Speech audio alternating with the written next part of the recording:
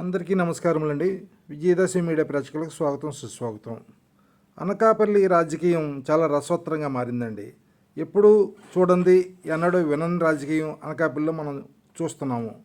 మొట్టమొదటిసారిగా వైఎస్ఆర్ కాంగ్రెస్ పార్టీ మలసాల భరత్ని అనకాపల్లి నియోజకవర్గంలో ఇన్ఛార్జిగా ప్రకటించినప్పుడు అందరూ షాక్కు గురయ్యారు.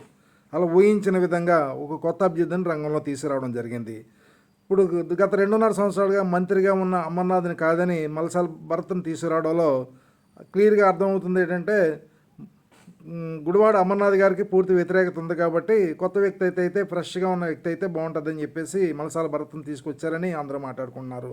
అదేవిధంగా ఆ కుటుంబం చాలా రాజకీయాలలో చాలా కాలం నుంచి ఉంది. తెలుగుదేశం పార్టీలో అనేక పదవులు చేసి ఉన్నారు కాబట్టి అటువంటి కుటుంబం నుంచి తీసుకొస్తే లాభదాయకంగా ఉంటుందని చెప్పి వైఎస్ఆర్సీపీ భావించినట్టుగా అందరూ మాట్లాడుకుంటున్నారు.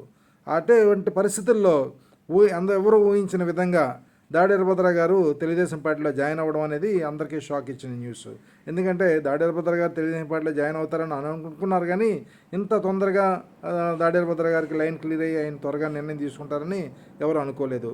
అది జరిగిన మరుక్షణం ఇమ్మీడియట్గా జనసేనలో కొంతాల రామకృష్ణ గారు జాయిన్ అవ్వడం అనేది మరీ ఆశ్చర్యంగాను మరీ వింతగాను అందరూకి అనిపించింది. ఎందుకంటే ఒక జాతీయ పార్టీలో పనిచేసి రాష్ట్ర మంత్రిగా దీర్ఘకాలంగా పనిచేసిన వ్యక్తి ఒకేసారి ఒక ప్రాంతీయ పార్టీలో మళ్ళీ జాయిన్ అవ్వడం, అందులో ఒక సీటు కూడా లేని పవన్ కళ్యాణ్ గారి పార్టీలో జాయిన్ అవ్వడం కొంచెం ఆశ్చర్యంగానే అనిపించినప్పటికి కూడా అది ఆయన రాజకీయ భవిష్యత్తును దృష్టిలో పెట్టుకొని అక్కడ ఉన్న సమీకరణాలు దృష్టిలో పెట్టుకొని జాయిన్ అయ్యారని అందరూ కూడా మాట్లాడుతున్నారు. మరి ఇటువంటి అప్పుడు రామకృష్ణ గారు దేని పోటీ చేయబోతున్నారు, వీరభద్ర గారు దేని పోటీ చేయబోతున్నారు అన్నది అందరూ కూడా చర్చించుకున్న విషయం.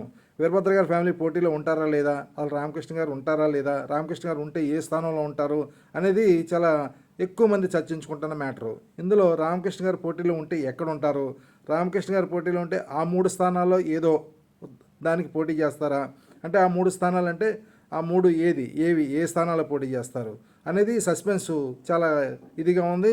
ఆయన మాట్లాడితే ఆయన మాటల్లో ఆయన అనుచరులకు ఏం చెప్తున్నారో మనకు తెలియదు, కానీ అనకాపల్లి పార్లమెంటుకి పోటీ చేస్తారని చాలామంది ఊహిస్తున్నారు. అదేవిధంగా కొందరేమో అనకాపల్లి పార్లమెంటు కాదు అనకాపల్లి శాసనసభ్యుడిగానే పోటీ చేయాలని అనుకుంటున్నారు జనసేన పొత్తులో. ఎందుకంటే జనసేన పార్టీ ఒక కాపుకి ఒక బీసీకి ఇవ్వాలని అనుకుంటుంది కాబట్టి ఓసీ అండ్ బీసీ కాంబినేషన్లో ఈయనకి ఎమ్మెల్యే టికెటే వస్తుంది, ఎమ్మెల్యేగానే పోటీ చేస్తారు, పవన్ కళ్యాణ్ గారు గట్టిగా హామీ ఇచ్చారని కూడా మాట్లాడుతున్నారు.